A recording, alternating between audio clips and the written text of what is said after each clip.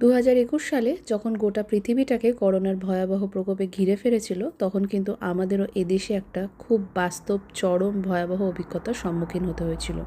এদেশে না বাচ্চাদের অসুস্থতার সময় আমরা যখন ডাক্তারের কাছে নিয়ে যাই, প্রথমত ডাক্তার যখন সাসপেক্ট করে যে কোনো রকম জ্বর বা ইনফেকশান হয়েছে, ডাক্তার প্রথমে কিন্তু সবার আগে প্যারাসিটামলটাই প্রেসক্রাইব করে।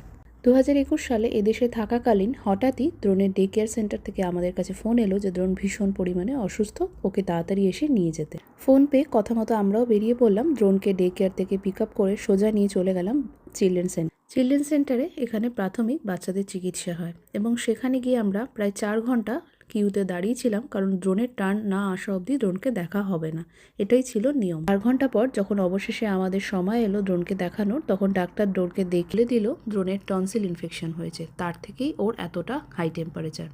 যথারীতি আমরা কিন্তু ইনফেকশনের জন্য কোনো অ্যান্টিবায়োটিক পেলাম না। ডাক্তারের কথা মতো এত ছোট বাচ্চাকে অ্যান্টিবায়োটিক দেওয়া যাবে না, যেটা হয়তো আমাদের দেশে খুব সহজেই পাওয়া যায়।